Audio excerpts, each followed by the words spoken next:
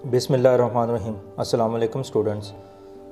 आज की इस वीडियो में हम 105 यानी 105 डिग्री का एंगल जो है वो कंपास से बनाना सीखेंगे। तो इसके लिए जो बेसिक रिक्वायरमेंट है वो आपको 60 का एंगल बनाना आना चाहिए, फिर हम 120 का बनाएंगे, फिर 90 का बनाएंगे, फिर 90 के बाद जो अगला 30 का एंगल होगा उसका हाफ़ करेंगे। तो इस तरह हम 105 डिग्री यानी 105 डिग्री का एंगल जो है वो बना सकेंगे। तो इसके लिए जो बेसिक रिक्वायरमेंट है वो 4 स्टेप पे जाके हमारा ये एंगल बनेगा। तो चारों स्टेप जो है मैंने शो कर दिए हैं, यानी 60 का एंगल बनाना पड़ेगा आपको, फिर 120 का एंगल बनाना पड़ेगा, फिर 90 का, और 90 के बाद जो अगला एंगल होगा 120 तक उसका हाफ़ करेंगे तो 15 का एक एंगल हासिल होगा, और 90 उसमें प्लस होंगे तो 105 का एंगल जो है वो बन जाएगा।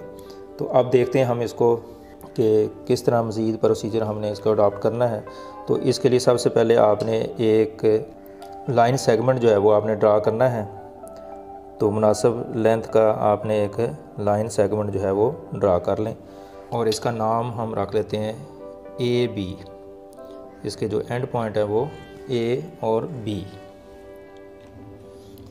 तो अब बिल्कुल सेम उसी पैटर्न पे जैसे हमने 60 का एंगल बनाया था पहले, तो इससे पहले मैं कुछ वीडियो पहले बना चुका हूँ। तो तमाम एंगल जो इसमें यूज़ हो रहे हैं वो उसकी अलग अलग वीडियो जो है वो मौजूद है मैथ क्लिनिक पे।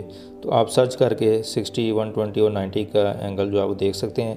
तो अब हम इसको मज़ीद प्रोसीजर को आगे बढ़ाते हुए 60 का एंगल जो है वो पहले सबसे पहले बनाएंगे। तो एक मुनासिब सूटेबल रेडियस की एक आर्क जो है वो आपने लगानी है, जैसे कि 60 का एंगल बनाने के लिए जो इसकी रिक्वायरमेंट होती है। तो अब इस आर्क ने ए बी को पॉइंट ई पर जो है वो इंटरसेक्ट किया है। इसका हम नाम ई रख लेते हैं। नाम कोई भी आप यूज़ कर सकते हैं, कोई स्पेसिफिक करने ज़रूरी नहीं है। तो अब हम ई पे कंपास रख के इसी सेम रेडियस की आर्क जो है वो हम यहाँ पे रख के लगाएंगे, और पहली आर्क को जो है वो इस पॉइंट पे ये इंटरसेक्ट जो है वो कर रही है। और इसी तरह इसका नाम भी हम रख देंगे, और फिर इस पॉइंट पे जहाँ पे इसने इंटरसेक्ट किया है इसको हम पॉइंट एफ़ का नाम दे लेते हैं। अब हम इतनी ही कंपास से एक और आर्क लगाएंगे 120 का एंगल करने के लिए, यानी एंगल को डबल करने के लिए इतनी ही आर्क आगे हम लगा देंगे तो ये 120 का एंगल जो है वो बन जाएगा। अब हम ये लाइन जो है वो ड्रा कर लेते हैं। तो F और इस पॉइंट को हम G का नाम दे लेते हैं। तो A और G को जो है वो डॉटेड लाइन से आपने आगे बढ़ा देना है, क्योंकि ये हमारे एक्चुअल एंगल नहीं है। एक्चुअल तो हमें 105 का चाहिए, तो इसलिए बाकी जितनी भी लाइंस हमें ड्रा करनी पड़ेंगी वो हमारे लिए एक्स्ट्रा है, लेकिन इस प्रोसीजर को बनाने के लिए लाजमी करनी पड़ती हैं, इसलिए हम इसको डॉटेड लाइन से शो कर लेते हैं। तो अब बिल्कुल सेम इस पॉइंट में से आपके ये पॉइंट्स लाइन जो है वो पास होनी चाहिए। तो बिल्कुल इंश्योर कर लें, अगर ये थोड़ा सा भी डिफरेंस होगा, लाइन आगे पीछे होगी, तो यकीनी तौर पर आपका एंगल जो है वो एग्जैक्ट जो वैल्यू है उसका नहीं बनेगा, तो उसमें थोड़ा बहुत जो है वो डिफरेंस आ जाएगा। तो इसलिए इस मकसद के लिए आपने जो प्रिकॉशनरी मेजर है वो ये है कि आप लेड पेंसिल यूज़ करेंगे, और बिल्कुल बारीक टिप वाली। तो इसको आपने बारीक रखना है शार्पनर से, तो फिर आपका जो एंगल है वो बिल्कुल एक्यूरेट बनेगा। तो अब हमारे पास 60 का एंगल भी बन चुका है और 120 का एंगल भी बन चुका है। 2 स्टेप हमारे कंप्लीट हो गए हैं। अब हम 90 का एंगल बनाएंगे। अब 90 का एंगल बनाने के लिए आपने क्या करना है, 60 तक यहाँ पे एंगल हो गया। अब हमने मज़ीद ये जो 60 का एंगल इसका हाफ़ करना है, तो 30 का जो एंगल बनेगा तो उसकी जो लाइन होगी वो 60 + 30 90 की हो जाएगी। तो 90 का एंगल बनाने के लिए मैं अलग से भी एक वीडियो बना चुका हूँ, तो आप मज़ीद अपनी प्रैक्टिस के लिए उस वीडियो को भी देख सकते हैं। तो यहाँ पे भी 90 का एंगल आपको मैं दोबारा से बनाना जो है वो सिखा रहा हूँ। तो अब कंपास में आप चेंज कर सकते हैं, जितनी कंपास आपने पहले लगाई थी उससे जब आपने किसी एंगल को हाफ़ करना हो तो आप कंपास को दोबारा से एडजस्ट कर सकते हैं। तो ये एक आर्क लगा दी, पॉइंट F को सेंटर रख के, और with centre G draw N other arc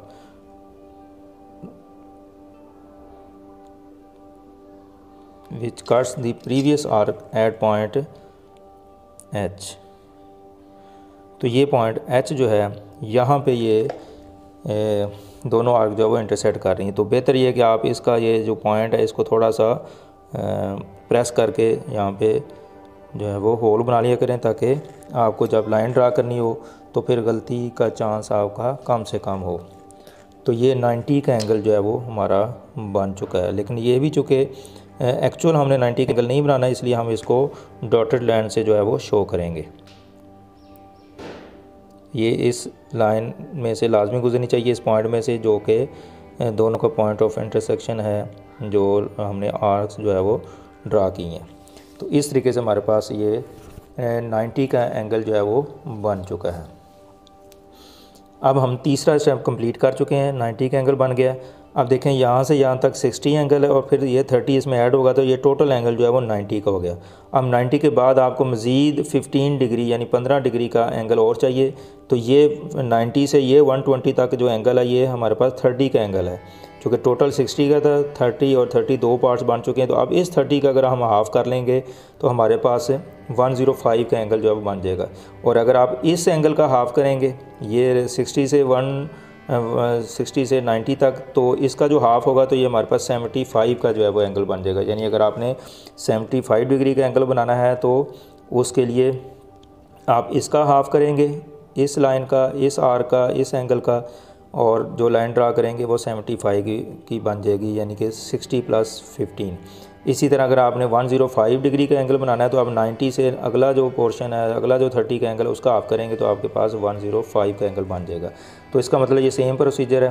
तो 75 का एंगल बनाने के लिए मैंने अलग से जो है वो उसका प्रोसीजर एक वीडियो में दिया हुआ है, तो काइंडली आप वो वीडियो देख सकते हैं। तो उसमें मैंने 75 का एंगल बनाने का जो है वो मेथड बताया हुआ है। तो अब हम इस एंगल का हाफ़ करेंगे 90 से 120 तक।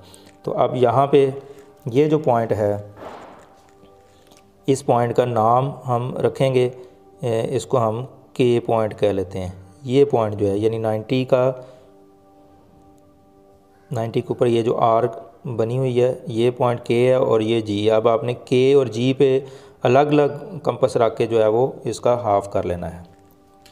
तो अब आप के पे पहले रखेंगे और कंपास को आप थोड़ा बहुत एडजस्ट दोबारा से कर सकते हैं। अगर आप ज़्यादा इसको ओपन करना चाहें तो ज़्यादा कर लें, और कोशिश किया करेंगे एक जगह पे ज़्यादा आग जो है वो नज़र ना आए, ताकि वो रश से आप बच सकें। तो थोड़ा बहुत आगे पीछे करके कंपास थोड़ी या ज़्यादा ओपन करके आप अपनी डायग्राम जो है इसको ज़्यादा खूबसूरत और नुमाया जो है वो क्लियर कर सकते हैं। तो एक ही जगह पे ज़्यादा आग जो है वो शो ना किया करें। तो अब हमारे पास ये जो पॉइंट आ गया है, इसको हम एल का नाम दे लेते हैं। ये वाला जो पॉइंट है जहाँ पे दोनों आर्क ने एक दूसरे को इंटरसेक्ट किया है। अब हम ए और एल को जो है वो मिला देंगे, या इसका नाम हम कोई भी रख लें, चूँकि ए भी हम इसको सी का नाम भी दे सकते हैं। तो पॉइंट सी अगर हम इसको कर लें, एल कर लें, कुछ भी नाम दे लें तो इससे कोई इशू नहीं है। अगर तो क्वेश्चन जो आपको सॉल्व करने के लिए दिया गया है उसमें नाम बाकायदा मेंशन है कि एंगल का नाम ये है, तो फिर तो आप ज़ाहिर है वही नाम रखेंगे, अदरवाइज़ आप कोई भी नाम जो है वो रख सकते हैं। तो अब हमारे पास BAC जो एंगल है वो 75 डिग्री का जो है 105 डिग्री का जो है वो बन चुका है। अब ये 105 का कैसे है वो मैं दोबारा से बता देता हूँ। अब ये लाइन AB और AC, अब ये जो एंगल है ये 105 का, यानी यहाँ से 60 यहाँ तक 90 और 90 और 15। अब ये 15 के दो बन गए हैं तो ये इसमें ऐड होगा, तो टोटल एंगल जो है वो 105 आ जाएगा। तो हम इसको लिख सकते हैं मेजर एंगल BAC = 105 डिग्री, या इसको हम ये भी कह सकते हैं मेजर एंगल CAB = 105 डिग्री। तो ये तो है 105 डिग्री, यानी कि 105 डिग्री का एंगल कंपास से कैसे बनाया जा सकता है। तो आपने देखा कि इसमें सारी चीज़ें वैसी हैं जैसे हम ऑलरेडी मुख्तलिफ जो एंगल बनाने के लिए कर चुके हैं। यानी सबसे पहले बेस एंगल 60 का बनाना पड़ता है और उसके बाद जो है वो प्रोसीजर को आगे हम अडॉप्ट करते हैं जो रिक्वायरमेंट होती है एंगल की। तो इस एंगल की रिक्वायरमेंट थी कि हमने 60, 120, 90 तीन एंगल बनाने के बाद 90 से 120 का जो एंगल है, यानी 90 से 120 का एंगल ये है। तो इसका हाफ़ करेंगे तो हमारे पास 90 की लाइन ये शो हो जाएगी 105 की। तो इस तरह ये टोटल एंगल जो है यहाँ तक जो है वो 105 डिग्री का बन जाएगा। तो उम्मीद करता हूँ कि आपको ये जो लेक्चर है वो अच्छी तरह समझ आ चुका होगा। तो अपने दोस्तों को भी बताएं और इसकी खूब प्रैक्टिस करें, ताकि ये सारी चीज़ें जितने भी एंगल हैं, ये पहले भी मैंने किसी वीडियो में डिस्कस किया है। तो एक्चुअली जो प्रैक्टिकल ज्योमेट्री की जो बेस है वो ये एंगल्स हैं। आपने चाहे कोई स्क्वायर बनाना है, चाहे रेक्टेंगल बनानी हो, चाहे ट्रायंगल बनानी हो, तो किसी भी किस्म की प्रैक्टिकल ज्योमेट्री की आपने वो जो शेप बनानी है, डायग्राम बनानी है, तो बेसिकली आपको ये एंगल का बनाना आना ज़रूरी है कि कंपास से कैसे ये बनाए जा सकते हैं। तो कंपास की मदद से बनाने के बाद आप इंशाल्लाह बाकी जो कोई भी डायग्राम ऐसे पेचीदा किस्म की वो आसानी से कर सकते हैं। तो अब मैं आपकी आसानी के लिए यहाँ पे इसको कंफर्म भी कर देता हूँ कि ये वाकई 105 का एंगल है। तो ये प्रोटेक्टर या डी जिसे हम कहते हैं, तो इसकी ये लाइन आप इसके ऊपर रखेंगे और सेंटर जो है वो ए के ऊपर रखेंगे। तो इस तरह आप एंगल को जो है वो मेजर करके चेक भी कर सकते हैं कि क्या ये एंगल आपका ठीक है या इसमें कुछ गड़बड़ है। अब देखें कि ये जो लाइन है वो मैंने आप इस लाइन पे रख दी, सेंटर जो है वो इसका जो वर्टेक्स है वो इसके सेंटर पे रख दिया।